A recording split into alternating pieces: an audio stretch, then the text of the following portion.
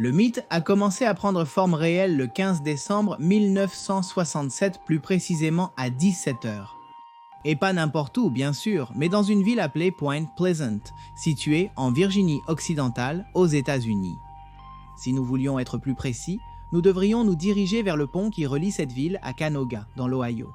À ce moment précis de la journée et de l'année, une congestion routière importante s'est produite à ces coordonnées exactes. 37 voitures traversaient lentement d'un côté à l'autre. Non seulement les gens rentrèrent de leurs emplois respectifs, mais il y avait aussi beaucoup de gens qui voyageaient avec des achats de Noël et d'énormes sapins sur leurs porte-bagages. Parmi tous ces hommes et femmes, 46 n'arriveraient pas à destination. Et c'est qu'à un certain moment, un bruit fort a été entendu, une sorte de fracas sec. Tout le monde l'a entendu, et pendant un instant, le temps s'est figé.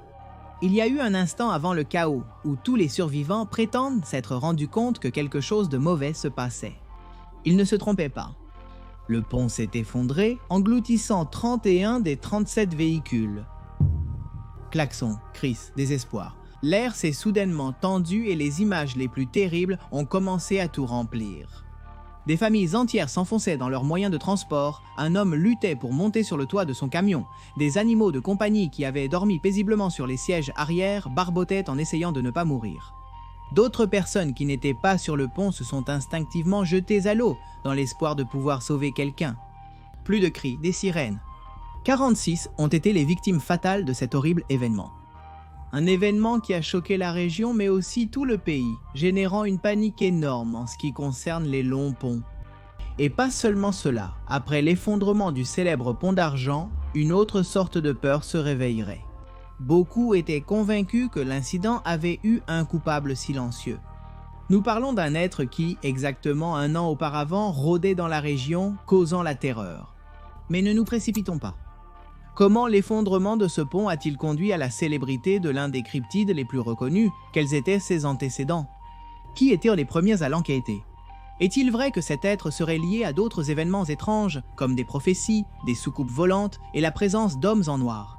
Et, le plus important, où ont eu lieu ces dernières apparitions? Ne savez-vous toujours pas de quelle créature je parle? Alors je vous invite à passer par ici. Aujourd'hui, je veux vous présenter le curieux cas de l'homme papillon de nuit. Je veux vous dire que si cette idée et ce type d'histoire vous intéressent, comme nous l'avons fait pour les Appalaches récemment, nous nous éloignons un peu du vrai crime et de ce genre de vidéos, dans le but de cibler un public différent qui pourrait être intéressé par cette thématique. Si vous aimez, écrivez créature dans les commentaires et nous avons plus de 500 personnes commentant créature. Et cette vidéo dépasse les 10 000 likes en 24 heures. Nous allons faire une deuxième partie, peut-être en parlant d'un autre cryptide, peut-être, je ne sais pas, Bigfoot ou celui que vous voulez que nous discutions ici en dessous. Alors vous pouvez aussi écrire des suggestions, parce que nous allons prendre en compte tout ce que vous demandez. Maintenant, commençons.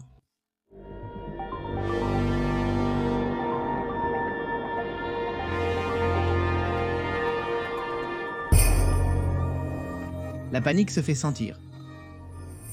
Nous allons nous déplacer un peu plus d'un an avant le moment où le pont d'argent s'effondrait.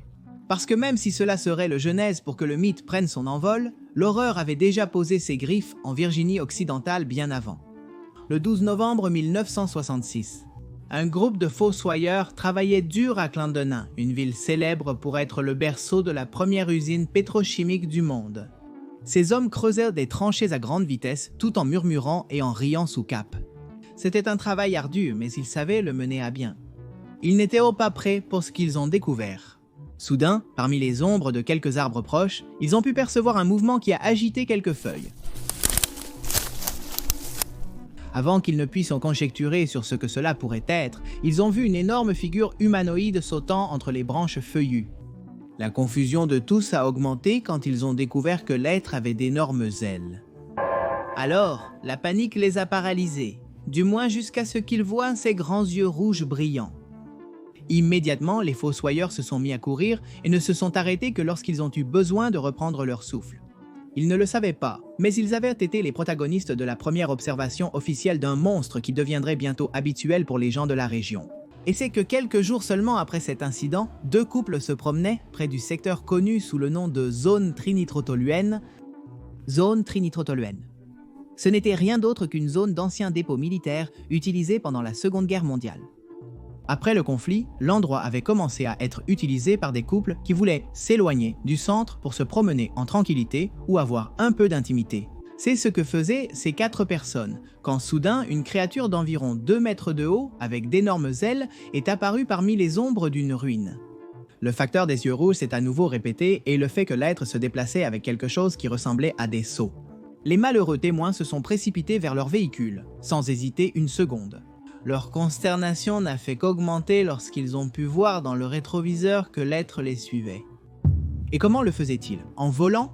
Et pas seulement ça, ils volaient à une grande vitesse. Ils ont réalisé cela car ils n'ont pas pu le semer malgré leurs accélérations répétées. Selon ce qu'ils ont déclaré, il semblait que l'humanoïde avait cessé de les suivre quand il a perdu de l'intérêt pour eux. Les autorités n'étaient pas convaincues par le récit, surtout après s'être rendues sur le lieu de la rencontre et n'avoir trouvé aucune trace pouvant servir de preuve. Malgré tout, les 2 couples étaient réticents à être pris pour des fous. Ils ont aussi été contrariés quand le commissaire a tenté d'expliquer que c'était probablement une confusion. Ceux qui avaient vu l'être étaient sûrs qu'ils n'avaient pas déliré et qu'ils ne s'étaient certainement pas trompés. Ils avaient vu un homme ailé aux yeux brillants, aussi difficile à croire que cela puisse paraître, et ils étaient 4 à l'avoir vu. Était-il possible de parler de sa gestion? Contrairement à la police, la presse s'est montrée intéressée à reproduire cette histoire. Après avoir écouté les diverses conférences données par les témoins ces jours-là, un journaliste a baptisé l'apparition Mothman ou Homme Papillon. Ce baptême a été sujet à débat. Et croit-on qu'il était lui-même lié à Batman? Ou plus précisément à la série télévisée qui était diffusée à cette époque, où Adam West incarnait le justicier de Gotham. Cette fiction, aux costumes colorés et méchants bizarres, était en plein essor. Et nombreux sont ceux qui soutiennent que c'est l'influence des bandes dessinées qui a fait que cette chose qui terrorisait les habitants de Point Pleasant a obtenu le nom qu'elle finirait par obtenir. De plus, Mothman était un nom attrayant qui permettait aux journaux de tisser des titres mystérieux et puissants. Des titres qui n'ont cessé de se multiplier. Quelques jours plus tard, 2 amis ont dit au journal local qu'une créature s'était présentée devant leur véhicule. La lumière des phares l'avait déconcerté et grâce à cela, les jeunes avaient pu s'échapper. Cependant, ils ont ajouté un autre détail crucial. Pendant qu'ils augmentaient le volume de la radio, celle-ci a subi d'étranges interférences. Cette fois, selon ce qui était stipulé, la bête s'était déplacée à près de 160 km/h. En quoi cela aurait-il du sens? Les rapports ont augmenté au fil des heures. Il y avait des gens qui avaient trouvé des égratignures sur leur véhicule, des gens qui avaient été réveillés par un hurlement effrayant qui ne ressemblait à celui d'aucun animal connu. Des personnes qui avaient vu une silhouette suggestive passer à grande vitesse entre les nuages. Des personnes qui voyaient leur télévision ou leur radio tomber en panne juste avant de sentir des pas sur le toit. Parmi eux, il y avait des personnes de différentes classes sociales et professions, telles que des commerçants, des pompiers et des livreurs. N'importe qui pourrait devenir le prochain à croiser l'homme Might. Et c'est peut-être cette possibilité latente qui a provoqué la panique. En moins d'une semaine, le Gettysburg Times a rapporté 8 observations. Les autres journaux ont connu le même sort.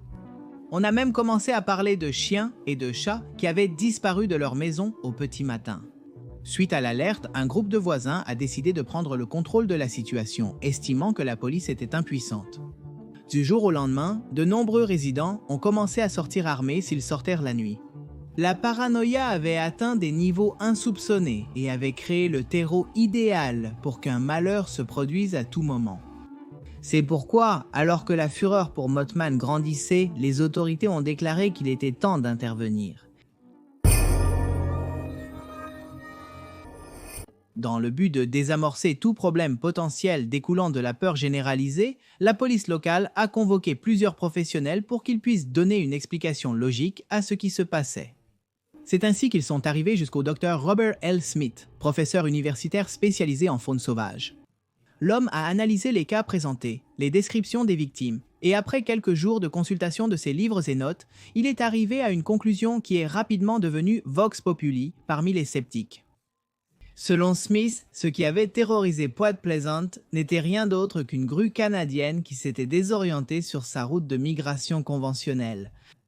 Les grues canadiennes peuvent atteindre plus d'1 mètre de hauteur et ont la peau rouge et brillante autour des yeux. Une grue perdue était-elle responsable de tout cela? La peur avait-elle tellement déformé la perception de la réalité? De ces personnes qui l'avaient vue 2 fois plus grande et volant à une vitesse dérisoire, les autorités ont insisté sur le fait que c'était effectivement ce qui s'était passé. Ceux qui ont voulu donner plus de crédibilité à cette explication ont soutenu qu'il s'agissait peut-être d'une grue, possiblement mutante. Sur quoi se basait-il? Simple. Elle avait été vue, comme nous l'avons dit, dans une zone où il y avait des bunkers spécialisés dans la fabrication de munitions. Est-ce qu'une fuite de substances chimiques toxiques aurait pu entraîner un animal de proportions démesurées, ça? Joe Nickell, un chercheur paranormal naissant qui se caractériserait avec le temps par sa volonté de discréditer toute affirmation infondée sur des événements anormaux. Il a trouvé d'autres raisons à l'épidémie d'observation de l'homme gorille. Pour lui, tout avait été une boule de neige qui avait accumulé plus de pouvoir et de densité que prévu.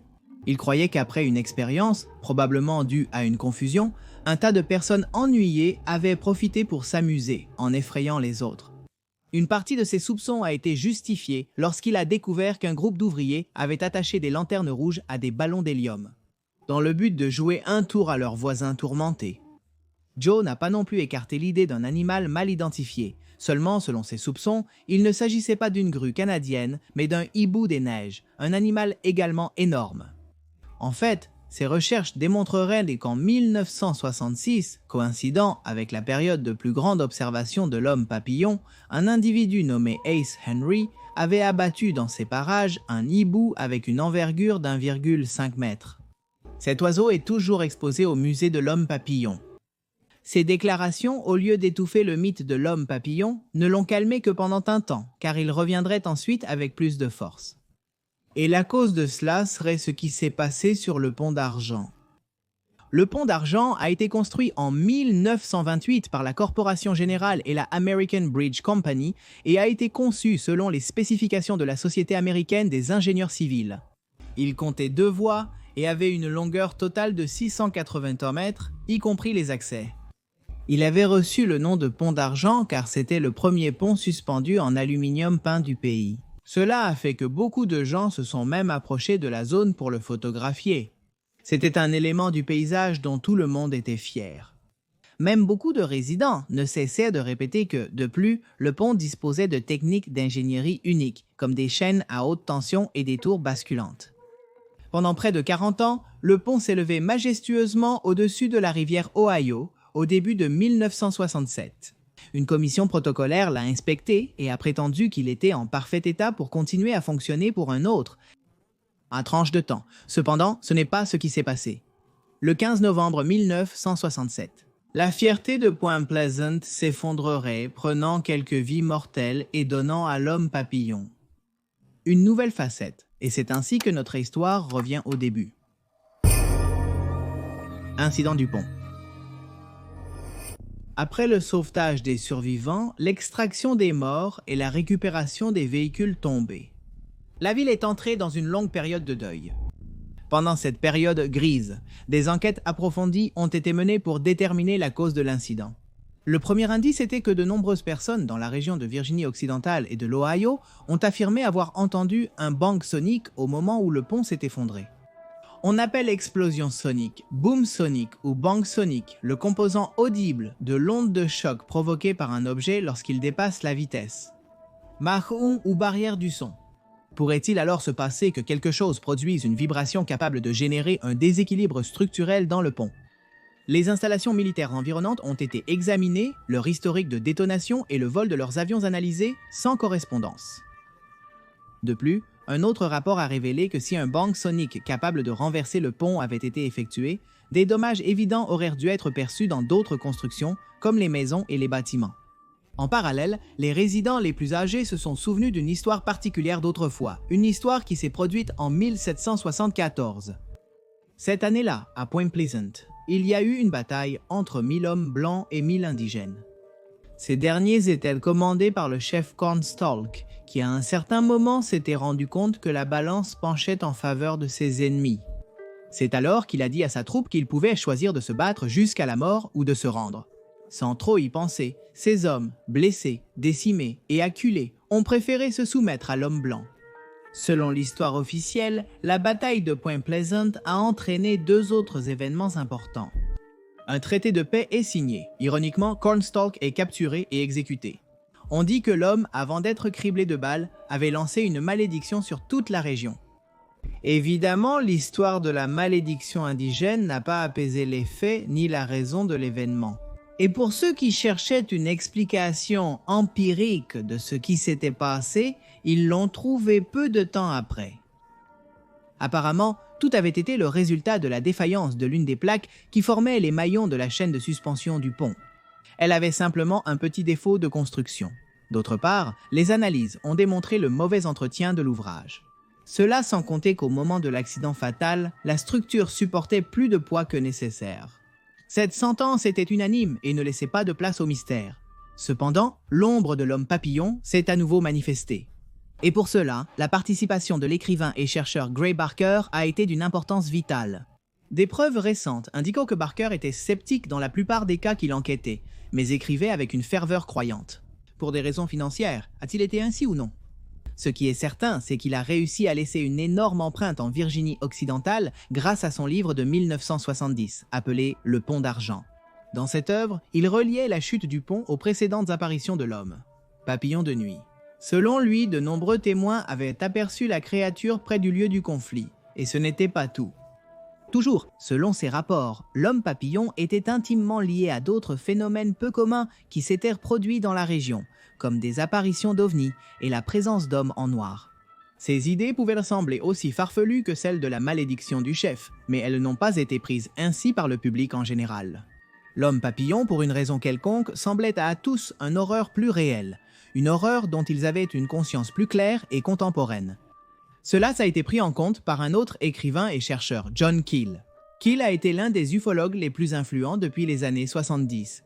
C'était son deuxième livre, Objets volants non identifiés Opération Cheval de Troie, qu'il a popularisé. Il présente la théorie selon laquelle les objets volants non identifiés sont un phénomène produit par des ultraterrestres, des êtres capables de manipuler la matière et nos sens, et qu'ils se sont manifestés dans le passé comme des fées, des démons ou des divinités. Keel explique le titre du livre en disant que nos cieux ont été remplis de chevaux de Troie tout au long de l'histoire, et comme le cheval de Troie original, il semble cacher une intention hostile. Keel a interviewé environ 100 témoins qui prétendaient avoir vu l'homme papillon. Élargissant les recherches de son prédécesseur, il est arrivé à la conclusion que la créature n'était pas exclusive à Point Pleasant et qu'elle avait un pouvoir prophétique. Cette idée sera l'inspiration pour le film de 2002 Mothman, La dernière prophétie, réalisé par Mark Pellington et interprété par Richard Gere. Aujourd'hui, l'idée que l'homme papillon apparaît en annonçant des malheurs ou comme prélude à des événements paranormaux est devenue très courante. Non seulement dans sa Virginie natale, mais aussi dans d'autres parties du monde. Mais comment cela est-il soutenu? Eh bien, c'est maintenant à vous de croire ou d'éclater. Les prophéties. Entre 1976 et une demi-douzaine de témoins, principalement des enfants ou des adolescents, ont affirmé avoir vu dans la région de Cornwallis en Angleterre une créature pratiquement identique à Mothman. La description était la suivante, et je cite, « C'était comme un hibou poilu de taille monstrueuse avec des yeux obliques et rouges. » Il se trouve que les apparitions du soi-disant homme chouette de Cornwallis ont coïncidé avec une augmentation de l'activité ovni dans la région. Il existe des documents qui parlent de la présence d'un homme ailé aux alentours de l'Ukraine en 1986. Ils pensent qu'il aurait prévenu de l'accident de Tchernobyl, en mars 2009 à Chihuahua, dans l'état du même nom. Un jeune homme a aperçu l'homme papillon au Mexique. Le garçon a raconté avoir été poursuivi plusieurs minutes alors qu'il conduisait son camion à vive allure. Quelques jours plus tard, une épidémie de grippe A éclaté, causant la mort de plusieurs personnes. En 2011, on l'a aperçu au Japon, peu avant la catastrophe nucléaire de Fukushima de septembre. 2013, Mothman aurait été aperçu par plusieurs personnes séparément dans la ville de Santiago du Chili. Un groupe de plusieurs témoins a même mentionné l'avoir vu voler en cercle au-dessus d'une place célèbre. Hystérie collective? Confusion avec un oiseau perdu? Difficile de savoir. La seule chose claire est qu'après la prise des déclarations par les autorités, le fameux tremblement de terre de Valénar s'est produit. En 2016, une photo prétendant montrer l'homme papillon de nuit a été publiée. Elle avait été prise par un homme anonyme alors qu'il conduisait sur la route 2, dans le comté de Mason. L'image a causé un énorme émoi, mais les professionnels se sont empressés de dire que l'instantané montrait un oiseau, peut-être un hibou, emportant une grenouille ou un serpent. La route d'où la photo avait été prise a été le théâtre de plusieurs accidents dans les mois à venir. Et ce ne sont là que quelques exemples, car après cela, l'homme papillon aurait émigré à Chicago. Là-bas, en 2017, 3 témoins, indépendamment à différents endroits, ont vu cet être mystérieux sur une période de 4 heures. Des témoins ont rapporté avoir vu une créature, puis une soucoupe volante verte dans le ciel. De ce moment à maintenant, la ville a eu plus de 50 rencontres. Les observations ne sont plus suivies d'effondrements ou de calamités. Il y a ceux qui disent que l'homme papillon, après plus de 60 ans d'activité, a enfin trouvé un autre endroit où s'installer. Un qui se trouve à 934 km de là où tout a commencé. 934 km que nous devinons. L'homme papillon aurait pu parcourir en très peu de temps. Mais est-il vraiment là? Pourquoi a-t-il émigré vers cet endroit? John Keel a affirmé jusqu'à sa mort en 2009 que les hommes en noir étaient particulièrement intéressés à faire taire les témoins de Muttmann. Quel est le lien entre ce cryptide et les objets volants non identifiés? Qu'est-ce qui les relie? Les réponses sont peu concluantes. La seule certitude est que, pour une raison quelconque, cette créature parvient à être au bon endroit, au bon moment. Et bien qu'il ait nourri et continue de nourrir plusieurs cauchemars, il est également vrai qu'un culte a été construit autour de sa figure. En 2002, Point Pleasant a célébré son premier festival annuel de l'homme papillon et 1 an plus tard, une statue de celui-ci a été inaugurée, créée par le sculpteur Bob Roach. En 2005, le musée et le centre de recherche Botman ont été inaugurés, un site en pleine expansion. Le festival, toujours en activité et avec une fréquentation de plus de 20 000 personnes par an, est célébré le 3e week-end de septembre. Pendant ce temps, divers événements sont organisés avec des invités de marque, des expositions de vendeurs et des promenades en charrette dans les zones où l'homme papillon a été vu. Le 26 juillet 2015, la série télévisée L'Homme Papillon, réalisée par le cinéaste chihuahuense Sergio Carne, a été diffusée pour la première fois, qui a été inspirée par diverses apparitions du géant humanoïde, à Ciudad Pedro Meboqui, située dans la zone centre-sud de l'État. En 2022, Mothman Tapes, un fan footage écrit et réalisé par Philip Mearns, est sorti pour la première fois. Le film suit un YouTuber vaniteux en perte de vitesse qui pense devenir célèbre en réalisant des vidéos paranormales. Jusqu'à ce qu'il tombe sur, vous pouvez imaginer avec qui? Bien que l'effondrement du pont d'Argent ait été un désastre, l'échec a eu des aspects positifs. Les inspections de ponts sont désormais plus routinières et exhaustives, grâce à ce qui s'est passé en Virginie en 1967. Les ingénieurs ont maintenant plus de connaissances sur la fatigue due à la corrosion et la corrosion sous contrainte. Cela permet de créer des structures de qualité supérieure. Grâce à la technologie moderne, aux techniques de conception améliorées et aux meilleurs matériaux, on espère que de tels incidents ne se reproduiront plus. Depuis 1969, il y a un autre pont au même endroit où se trouvait le pont d'Argent. Il a été nommé Silver Memorial Bridge. Pourquoi la présence de l'homme mythe s'est-elle imposée avec tant de force après ces années? Certains croient que le mythe de cette créature répond à un désir d'immortalité, choisi par ceux qui ont perdu des membres de leur famille dans l'incident de 1967. Les défenseurs de cette idée croient qu'en prolongeant l'histoire de l'homme papillon de nuit, de nombreuses personnes ont réussi à gérer leur deuil et ont trouvé un sens, bien que tordu, à la fatalité du destin. Ce n'est pas un détail mineur, c'est une coïncidence précieuse. Que diverses ethnies d'Amérique centrale et du Sud associent le papillon de nuit à la mort et à la malchance. Dans ces croyances, le papillon de nuit est connu sous divers noms, tels que sorcière noire, papillon de la mort ou papillon du pays des morts, bien qu'il ne s'agisse pas réellement d'un papillon. Néanmoins, les cryptides continuent de fasciner le public grâce à leurs traits singuliers. Il s'agit d'animaux qui nous rappellent que, quel que soit le progrès, la nature a toujours une surprise en réserve. Les cryptides, en outre, défient certains préceptes acceptés, nous confrontent à nos peurs de l'inconnu et nous parlent d'êtres solitaires et singuliers. Ce n'est pas un hasard, selon certains chercheurs, que la plupart des cryptides soient terrifiants, mais essentiellement bons. Ni Bigfoot, ni Nessie, ni l'homme papillon n'ont pour but de nous attaquer, mais ils nous obligent à reconsidérer notre capacité à accepter ce que nous ne pouvons pas s'expliquer. De plus, ces créatures restent fascinantes pour une autre raison. On peut discréditer certaines preuves de leur existence, mais pas la possibilité qu'elles puissent exister. Même si elles sont nées du bouche à oreille, d'une erreur ou d'une blague. Une fois qu'ils s'installent dans l'inconscient collectif, les cryptides deviennent réels. Et comme dans le cas de l'homme papillon, ils continuent à planer au-dessus de nos têtes, attendant le moment opportun pour descendre et nous annoncer de nouvelles et terribles calamités.